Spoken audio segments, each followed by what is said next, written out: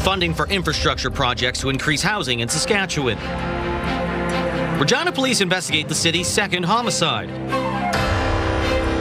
And more small communities can recruit healthcare workers with incentives. Live from our studios in Regina, this is CTV News. Good evening. With Saskatchewan's biggest centres needing to increase housing quickly, both the federal and provincial governments are stepping up financially. As Donovan Mace tells us, the funding will help pay for 3 critical infrastructure projects in Regina, Moose Jaw and Saskatoon. This is key for growth and expansion for us. Regina, Saskatoon and Moose Jaw are getting a jump start in growing their cities. It helps. It's going to be enough when we get to where we don't have an infrastructure deficit. The provincial, federal and municipal governments for Saskatchewan's 3 largest cities are providing nearly $26 million towards building and improving water, wastewater, stormwater and solid waste infrastructure. Funding is provided through the Canadian Housing Infrastructure Fund, and the grants are expected to support the construction of more than 29,000 homes. Good water and sewer services allows you to build homes. There's also dollars available for facilities. The funding will help Regina's plans to build 500 new housing units at the Old Taylor Field site, a long-awaited redevelopment. To see that finally come to fruition and see that we're actually going to see houses be built in that space is extremely exciting. Saskatoon's portion will support the expansion of the Material Recovery Centre and extend the life of its landfill. In 2011, the City of Saskatoon had a report back that said we had 10 to 15 years left in our landfill. That's today. And in Moose Jaw, funding for the Spring Creek Wastewater Management Project will protect homes from future flooding. I'm excited for the opportunity that there will be growth that can happen immediately for the city with, new housing and buildings. Now, the federal government will invest more than $187 million into housing-enabling infrastructure projects across the province, with the government of Saskatchewan adding an additional $156 million. More projects in other cities will be announced later once they receive approval. Donovan Mace, CTV News, Regina. Regina police are investigating the city's second homicide of the year after a body was discovered in a north central neighborhood. Police were dispatched to the 3100 block of 5th Avenue early this morning, where officers found a body of a man. The victim has been identified as 36-year-old Miles Anderson of Regina. Anyone with surveillance cameras between 3rd Avenue and 6th Avenue and between Athol Street and Robinson Street is being asked to contact police. Now, even before this morning's murder, some people have been raising concerns over an increase of violence in that area. Sierra D'Souza Butt spoke with community advocates who feel more supports are needed. Community advocates are calling for more supports to help some of the city's most vulnerable following a homicide in north central Regina. We're definitely seeing an increase in violence and just people in really desperate situations, just trying to survive. People at North Central Family Center, an organization that offers housing outreach programs and services for youth and families, say they have seen a lot of hidden homelessness and people living on the street near 5th Avenue convenience. I would say that sort of became a hub because there were support services being offered 24 hours out of one of the buildings in that location. Through the government of Saskatchewan's 2025-26 budget to support community-led homelessness, the City of Regina received $1.1 million of provincial funding to support warming shelters across the city for the winter months, including All Nations Hope Network's Owasu just down the street.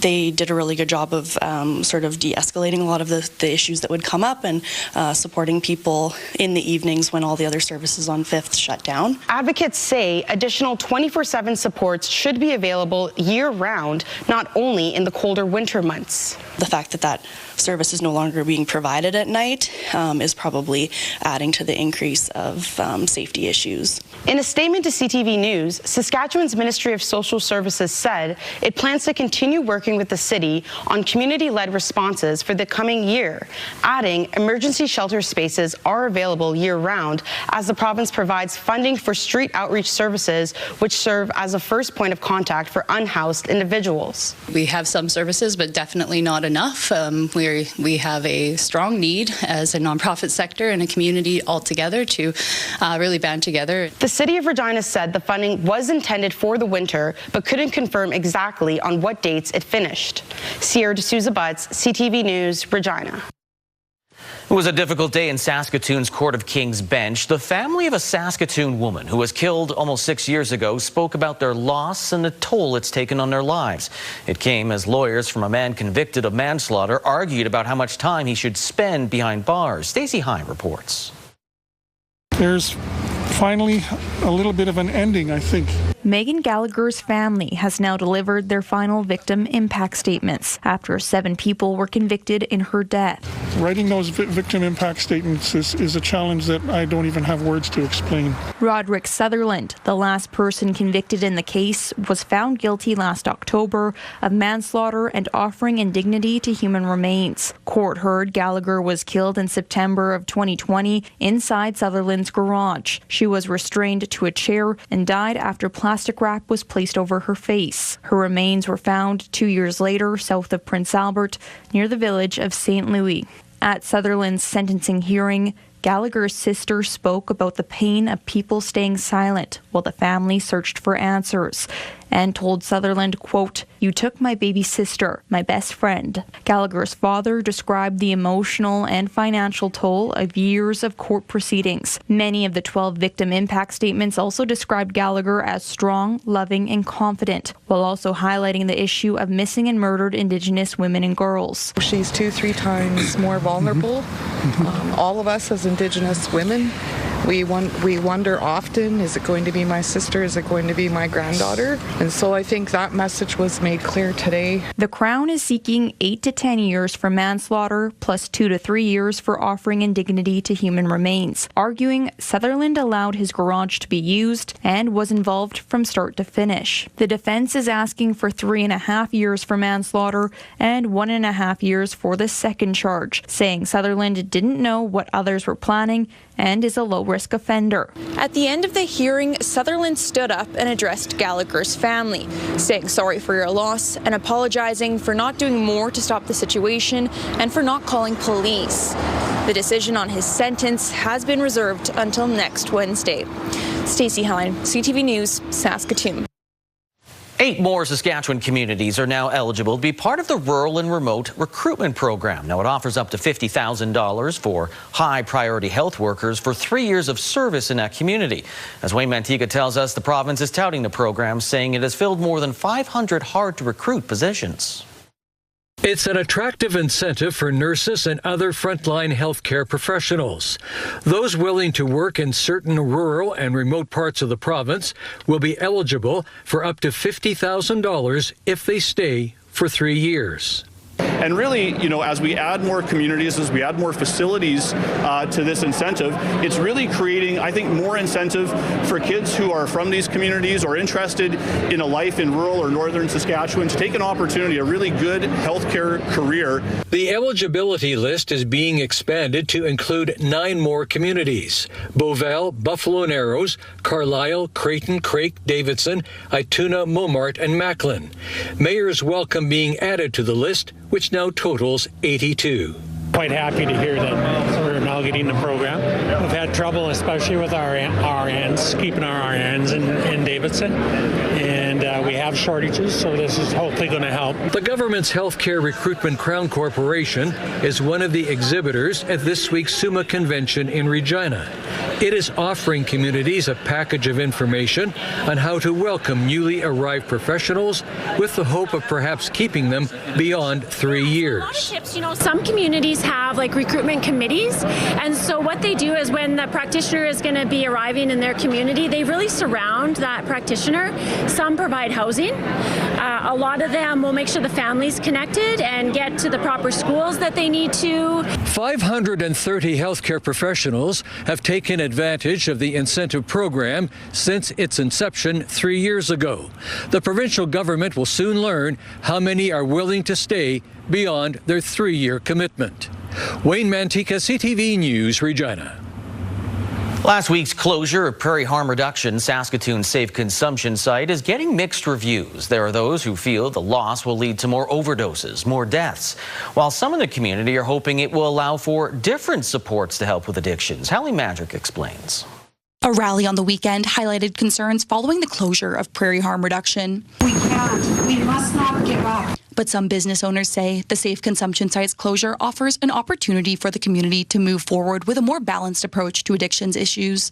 You know, safe consumption is just a part of harm reduction, and our position has always been that harm reduction must include protection for vulnerable individuals and protection for the community. So public health and public safety must be balanced. PHR closed its doors last week after the organization shared that it was suffering from significant financial issues. Its exemption was then suspended, executive director fired, and operations of all services ceased. This wasn't just a loss of service. It was a loss of relationship, trust, and the continuity of care that cannot easily be replaced. In addition to its role as a safe consumption site, PHR provided 2 youth homes, educational services, and family supports. The executive director of the Riversdale Business Improvement District says, while many of these services are important, one community does not have the bandwidth to provide all of them. I can say with every bit of confidence that there's no NIMBYism in Riversdale because we have more than any other neighborhood in the city, and in some cases combined. So when we're looking at distribution of social agencies where people already live, Riversdale's full. And we're looking to bring a balance back to the area. According to the province, other outreach groups within Saskatoon are expected to absorb the increased demand in services caused by PHR's closure. Well, I think what we see going on in Saskatoon will probably be a transition of services to other community-based organizations, so those individuals will just be getting their services elsewhere. Shabailo says there's a need for these services, but they should be more evenly distributed across the city, and other neighborhoods outside of Riversdale should have more services for vulnerable people. But there are no services readily available where those folks already live.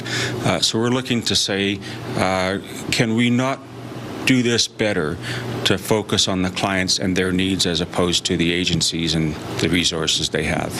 Hallie Mandrick, CTV News, Saskatoon. Sask Power is reminding farmers to be careful around power lines when moving equipment this growing season after a spike in a number of incidents last year.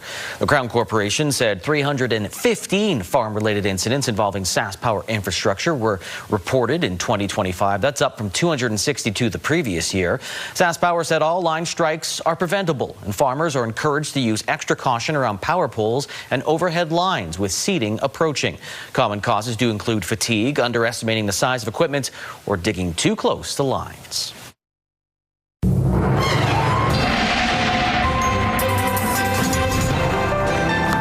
All right, Sabine joins us for another weather week here in April, so we can have just about anything in Saskatchewan. So what are we going to see?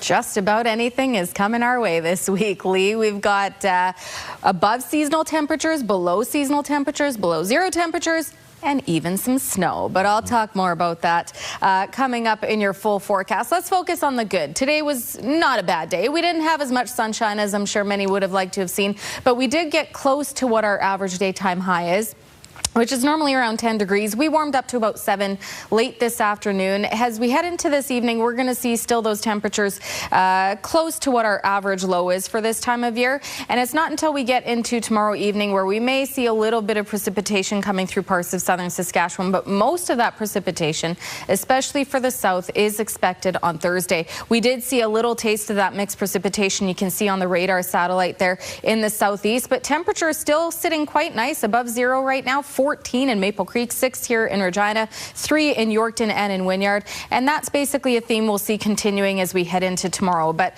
like I said, there is snow on the way, and I'll talk more about that coming up in your full forecast. Lee? All right, thanks, Sabine. Not a bad day, but it was a day for celebration at the Kakawishnaha First Nation. They broke ground on a new water treatment center. It's an important step in the nation's growth plan, with the number of residents increasing. Mick Fable was there and brings us the details. Gold shovels hitting the ground where a state-of-the-art water treatment plant will one day stand. Kakawishnaha First Nation have been after the plant for many years, but the chief saying a growing population means now is the time to expand infrastructure. The water is life. You know, for us on our First Nation, we've had a water treatment plant that's a little bit aged, and for us, I think it was important to ensure that we have something modern, something that we can use for generations to come. The current water plant was built in 1988. Since then, it's had 4 updates, growing with the population. But with a large number of children from kindergarten to grade 6, leadership know they will need a much larger station for the younger generation. We've been through all the boil water advisories, do not consume. Now our people they know when if they go to the tap, they can drink that water. If they go to the water treatment plant, get the bottled water, the Cardinal Mountain water, it's the best water that you can drink. Accessing clean drinking water has been a long-time issue for many First Nations communities across Canada. According to the Government of Canada's website, 152 long-term drinking water advisories have been lifted since 2015, but there are still 40 long-term water advisories in 37 communities. There's great progress being made, and it's all about making sure we concentrate on the solution, get her done, so people in the Indigenous communities don't have these recurring problems year to year. It will take around 18 months to build the water plant. Once up and running, it will supply water to every home and building on the nation, including homes in the valley. Part of being healthy is having good water, having a good home, having a good job, having a place to work out at, having a good school, right? And we're no different on Kagowistow. That's what we want for our people, and we're on the path to getting it. Mick Favel, CTV News, Kagowistow First Nation. Spring turnaround has now begun at the Co-op Refinery Complex. Residents, commuters in nearby areas might notice more traffic than usual for the next month and a half. This year's turnaround has more than $150 million in repairs, maintenance, and upgrades. At its peak, that means more than 1,500 workers will be on the site each day. And at 7 o'clock this morning, people were able to book seasonal campsites across Saskatchewan. You want to be logged in before 7 a.m. on a Monday through Friday, and you want to refresh your browser right at 7 a.m. The other tip that I myself use is use that favorites button, so you can go on the reservation site ahead of time. Now, starting tomorrow through Friday will be nightly campsite bookings. 6 different parks will be available on a different day. You can check the website parks.saskatchewan.ca. Spots do book up fast, so Sask Park officials say preparation will be key. Still ahead, the Liberals need to win just one of 3 by-elections today to secure a majority government. And the United States begin its own blockade on the Strait of Hormuz.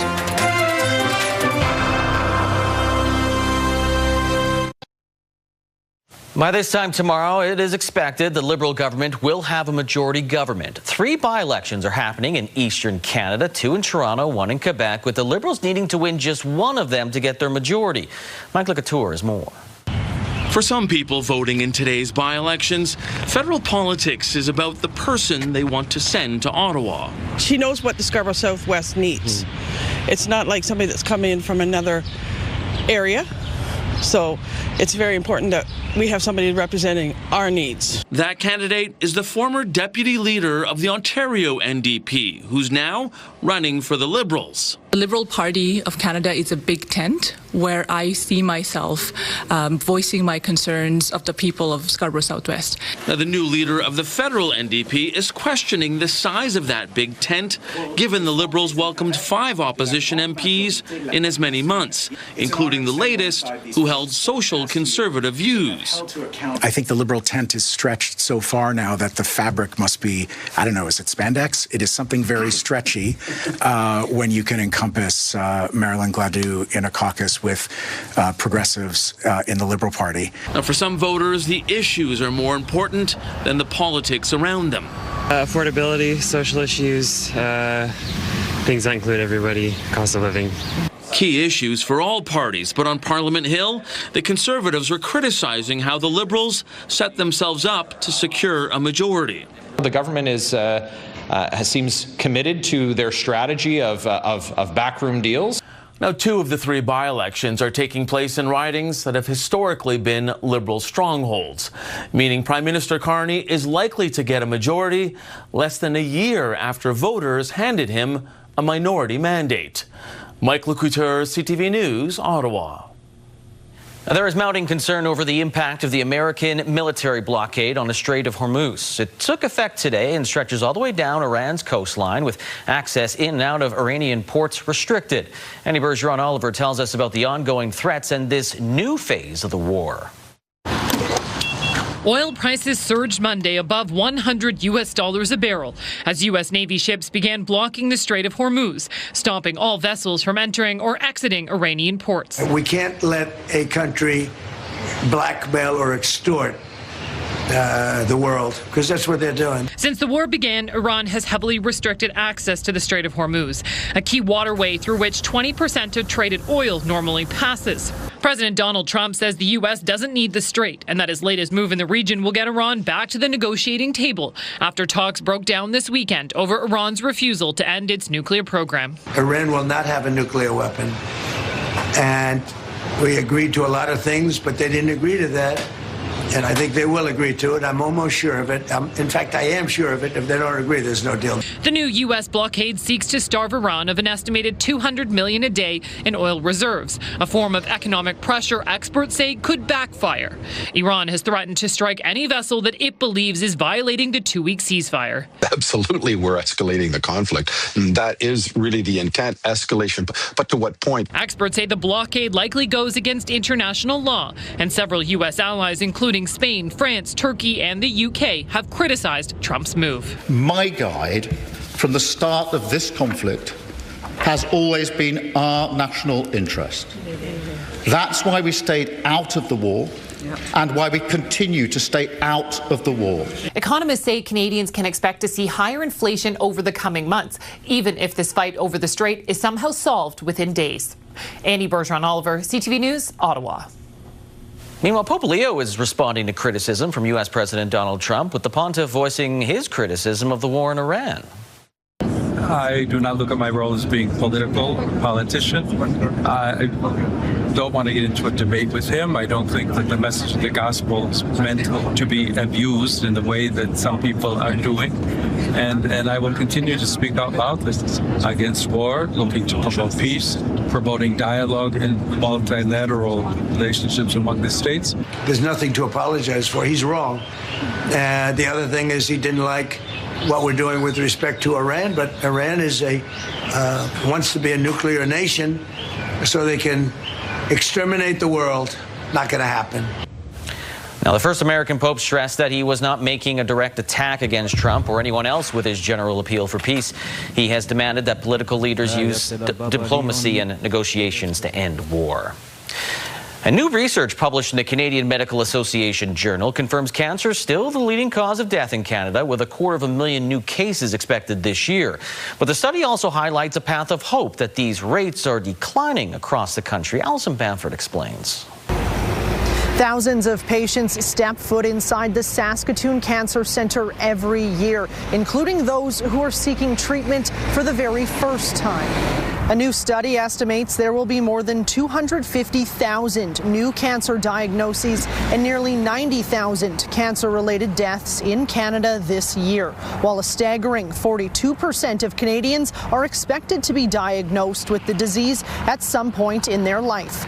Still, there's hope in the numbers. Incidence and mortality rates are declining in most cancers, including leukemia, colorectal, bladder, and lung cancer, although it still remains the most prevalent type. We're seeing, the advancements in prevention, early detection, and treatments really having an impact for people across Canada. This month, Saskatchewan made the move to help reduce the wait times for breast cancer screenings, adding to its fleet of mobile mammogram units that serve remote communities.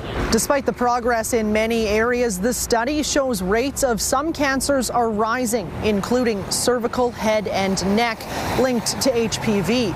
Experts say improving vaccination rates could help stop these types of cancers before they start. Alison Bamford, CTV News, Saskatoon.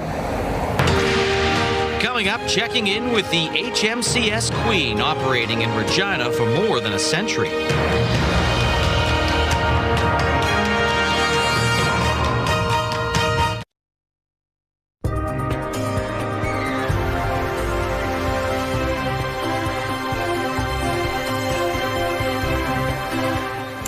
All right, let's get to it. We're going to talk about what's to come for this week, and you've already heard me say what's to come. We've got snow in the forecast, but not as much as other places in the province could be seeing. Now today, like I said, we did have a nice above zero day, 6 degrees, warmed up to 7 late this afternoon, and the average in comparison is about 10 degrees. So not too far off from that, but as we head into tomorrow, we will actually see those temperatures climb even higher than the daytime average. So again, earlier we did see some of that precipitation in the southeast, mostly in the form of rain, but did see some wet snow coming through parts of the southeast as well. And then for most of the rest of the province, we saw just cloudier conditions rolling through. We did see a little bit more sunshine in parts of the southwest, and that will continue as we head into tomorrow. Not before we see some rain continuing to clear out later this evening, and precipitation is expected to continue as we head into the north as well. And you'll see that we've got form of precipitation in the form of snow around the La Loche area tonight, and that continues to make its way through along with some of that rain. Now, again, starting your day tomorrow, depending on where you are in Saskatchewan, most of Saskatchewan still seeing cloudy conditions to start your day, but as the day goes on, we'll see most of southern Saskatchewan clearing out, but we're starting to see that band of precipitation as we head into late afternoon tomorrow, mostly in the form of rain coming through Lloydminster, Saskatoon, Wynyard, seeing some of that rain as well. And as that band continues to make its way through by Tuesday evening, we will see the temperatures naturally dropping below zero for this time of year. And as that temperature drops, we see the rain turn to snow. Now, this is just the first band of snow coming through parts of northern Saskatchewan Wednesday morning. You can see southern Saskatchewan. We're still doing okay. Clear conditions, warmer temperatures. But as we head into Wednesday night, there's a system coming in from from the south. And that's where we see the snow arrive. Thursday morning, starting in the southwest, and Regina is going to see some snow.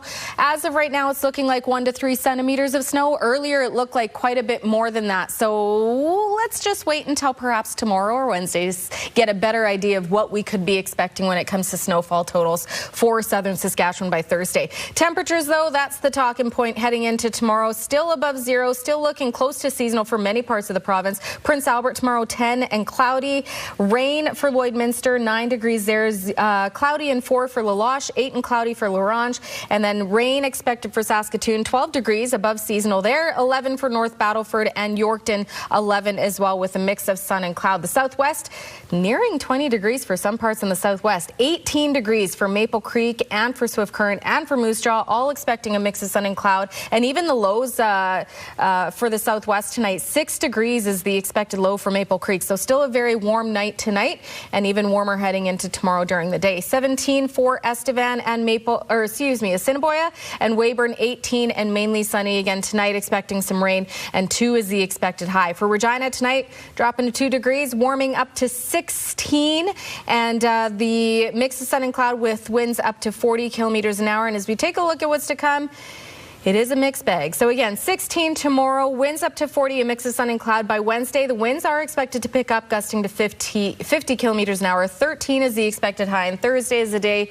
we expect the snow making its way through southern Saskatchewan. -1 is the expected daytime high, and of course that is that cold pressure system coming through, so we've got that colder air, and that'll continue into Friday.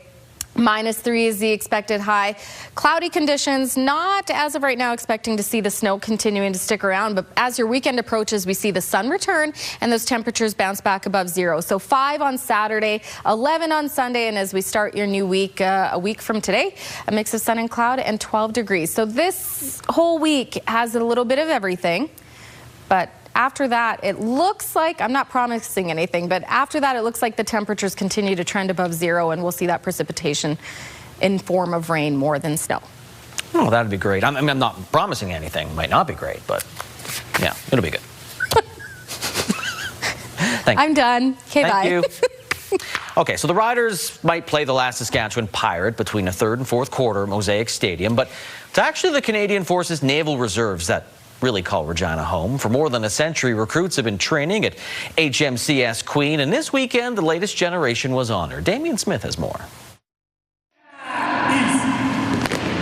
It's our recognition of our people for the work that they do around here. Members of HMCS Queen receive honors and awards at a special ceremony on Saturday. And though HMCS Queen calls Regina more of an army town, the Regina-based Naval Reserve continues to see growth year over year, where recruits can learn important abilities.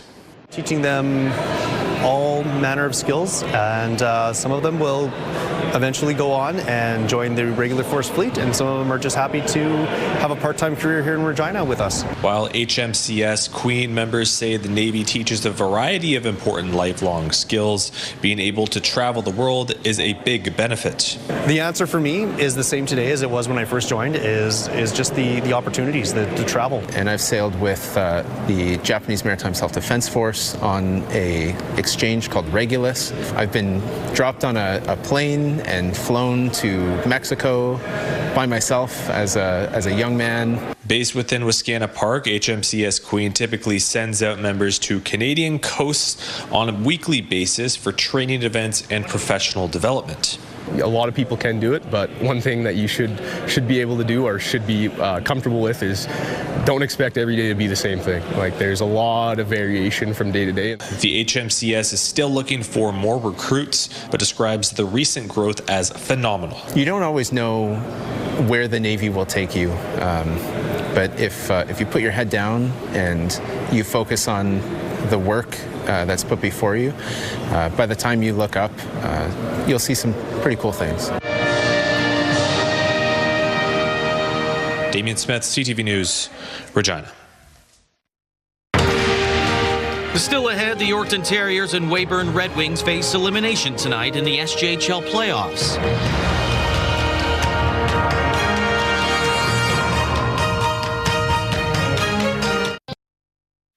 SJHL playoffs do or die tonight for the Yorkton Terriers in Game 6 of their semifinal series with the Battlefords. Arias out front. Klippenstein scores. Klippenstein beats a screen. Callum Craig. Terriers down 3-2 in the series after falling by the same score at home in Game 5 Saturday night. Cole Hines, pair of goals, including the winner with less than 5 minutes to go for the Battlefords. Tylen Henriksen and Aidan Vallon scored for Yorkton. Game 6 tonight. North Battleford starts at 7:30. A win. The Stars advance to the final for the second time in 4 seasons, but a Terrier win would force that Game 7 Wednesday in Yorkton. Across the lines, hangs on a shot. Ooh, didn't miss by much. Low glove side had poked it under the front of the goal line. There's a goal by Marsden and a goal from McGee there. And Goodwin will take the 3-0 lead. Weyburn Red Wings also facing elimination tonight after losing 5-1 Saturday in Flin Flon, giving the Bombers a 3-2 series lead. Johan Baird scored the lone goal for Weyburn, while Bombers goalie Charlie Trady only had to make 19 saves for the victory. Game 6 goes tonight. Whitecap Resources Center, 7 o'clock. A Weyburn win would force Game 7 on Wednesday. I think our director's wanting that. A Bombers win earns Flin Flon their 3rd trip to the final in 4 years. Still haven't won it in any of those trips, though. WHL playoffs. The scene shifts to Saskatoon tomorrow for Game 3 between the Blades and Raiders, with Prince Albert dominating the first 2 games at home. Now, after a thrilling Game 7 overtime win on the road in round 1. Really, the Blades have struggled to mount any offense. They've scored only 1 goal and have managed just 32 shots combined in Game 1 and Game 2. Now, despite being down to their Highway 11 rivals, the Blades said today they've addressed some of the issues and they feel home ice will help. We haven't been at our best through the first 2 games. I think that they've played really well, but I don't think that we've been to the level that we're capable of quite yet. So, and there's multiple factors that goes into why that might be, and again, we've used the last couple of days to address those factors, and we're hoping to have a better effort here at home tomorrow. It's just simplifying, getting back to what we do best. Obviously, Game 1 wasn't us. I thought we did some good things in Game 2. First half especially, I thought we played well. I think getting back at home with our fans, our support will be huge for us going into the rest of the series. Yeah, Prince Albert's been really good, though. Game 3 goes tomorrow night, 7 o'clock from the SaskTel Center. At National Lacrosse League, the comeback fell short for the Saskatchewan Rush on the weekend. Bucktooth with it. Hannah now all alone scores. Jack Hannah. Colorado built a 7-0 lead before the Rush finally scored 1 in the second quarter, but it was too big of a deficit to come back from. Mammoth won 13-11. They take first place. The Rush, losing 5 of their last 6, have dropped all the way down to 5th place. The Toronto Rock will come to SaskTel Center on Saturday for the final game of the regular season. Still ahead, the price jump continues for housing in smaller Saskatchewan cities.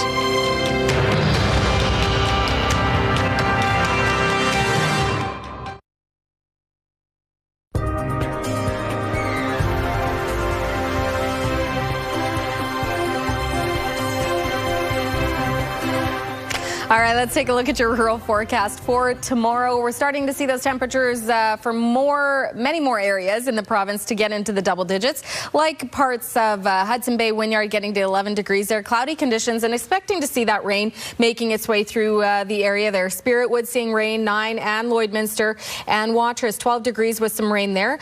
A mix of sun and cloud for Outlook, 17 degrees, 15 and mostly cloudy for Kindersley, and all the way up in Meadow Lake, cloudy and 8 degrees along with Melfort there. But when we get closer to the southern border, those temperatures get warm and we see more sunshine. 18 degrees for Coronach, Assiniboia, Maple Creek seeing sun tomorrow. 17 for Leader, a mix of sun and clouds. 16 for Pilot Butte, Lumsden, Rosetown, and 15 degrees for Broadview, Carlisle, and East End, Cypress, and Kenora. 9 degrees, still within that seasonal range, mostly cloudy there. But if we take a closer look at Yellowgrass, located about 85 kilometers southeast of Regina, tomorrow we're looking at mainly sunny conditions. 18 is the expected high with the winds up to 35 kilometers an hour.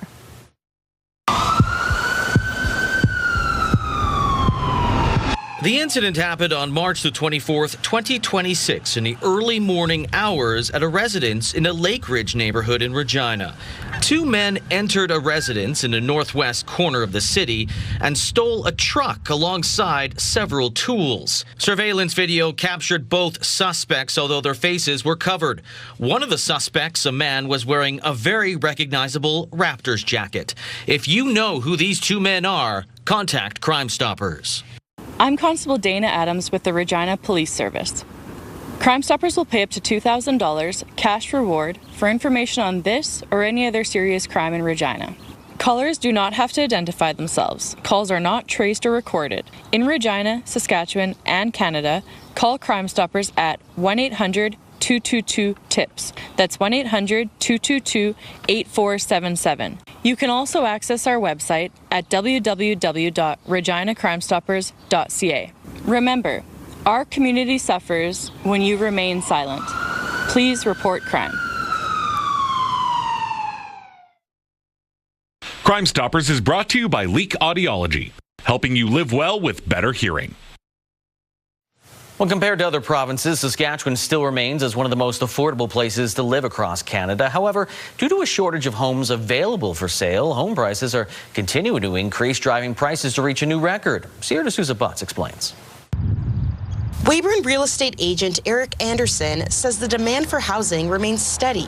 We've seen a strong market, mostly stable. Despite dealing with low inventory, Anderson says the small southeast city is benefiting from the upwards pressure on the market. We're still sitting at about a $250,000 average price for a house in Weyburn, but the better quality homes between about the $300,000 and $450,000 have started to see the last 5 years an upward push on their market value.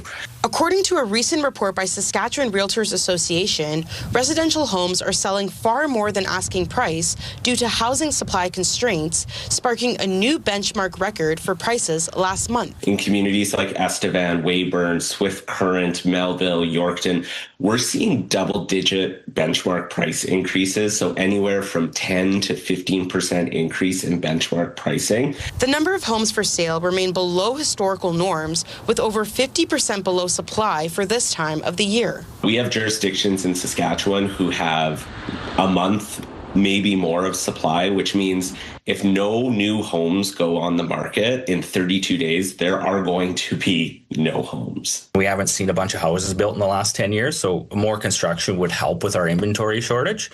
But I think we're going to be in the same condition for the next couple of years, where our vacancy on the rental market is very low. Although the provincial and federal governments have announced supports for housing, along with additional local government initiatives, the Saskatchewan Realtors Association says new housing supply still won't keep up with demand. Sierra D'Souza Butts, CTV News, Regina. Look at the canola street price, down $4.30 to $649.33 per ton. Futures price is down $7.20 to $705.30 per ton. Amber durum wheat, $278.59 per ton, while the red spring wheat is down 30 cents to $273.09 per ton. Feed barley, $250.88 per ton, while flax is $630.54 per ton. Those prices courtesy of Bunge's and Ice Futures Canada, or Ice Canada Futures. All right, markets both up. TSX up 183 points, the Dow Jones by 301 points. The Canadian dollar went up a little more than 0.2 cents to 72.53 cents US. On the commodity front, gold down $9.44.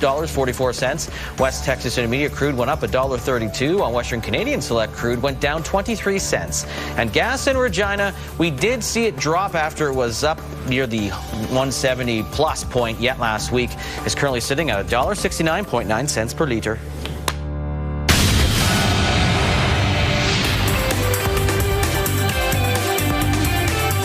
Price of oil spiked back up again today, with the U.S. now moving to block the Strait of Hormuz. West Texas Intermediate shot up to $103 a barrel this morning before settling back to under $98 by the end of the trading day. Traffic through the key shipping route has dramatically slowed down after Donald Trump threatened to eliminate Iranian ships that come close to the U.S. blockade.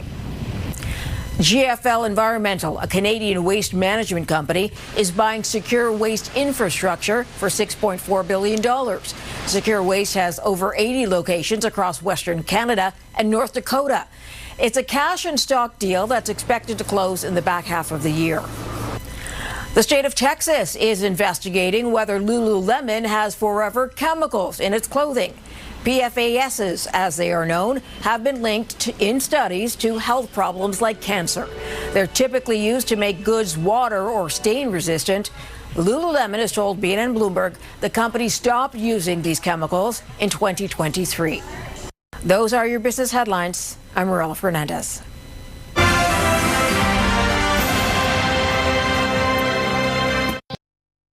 Coming up tonight after the newscast, we've got the fall and rise of Reggie Dinkins. 2 episodes of that. Then the quiz with balls. We can move on now. You did that just because you want to see. That's what it's called. Let's talk sausage. A family-run butcher shop in Edmonton is hoping surveillance video and the promise of a meaty reward will help lead police to a pair of thieves. He sets me up for these, just so you know. 2 people smashed through the front of Stanicci's Mandare Sausage last week, tore out the cash register and took off. The store's owner is now offering 100 rings of their famous sausage to anyone who can link the masked culprits to the crime. That's a lot. 100? I guess if they get it, the register Is back. the cash value, is that? Maybe, I don't know, but like 100 links, you could throw a party. You know what to call that? Oh, no. Call that a meet and greet. It's Monday! What? One of the most iconic programs in television history has a new home in Canada. CTV and Crave right here. Bottom line, all of you should be thanking us. We took out a horrendous, horrible leader who was oppressing his own people. But don't get any ideas. And live from New York, it's Saturday Night! Saturday Night Live's 52nd season will be available on CTV and Crave this fall. The show, created by and produced by Canadian Lorne Michaels, has set the standard for sketch comedy for more than 5 decades. Some may think that you and I are part of a sketch comedy league. Some days, which you kind of think of all the people that have come from SNL back in the day. Oh my gosh. I mean, it's kind of been a roller coaster, good, bad, but you go as far back as Bill Murray, Eddie Murphy, Chevy Chase, and then of course the recent ones with like Amy Poehler, Tina Fey, Will Ferrell. I'm waiting. No, I'm done. I think we've done enough.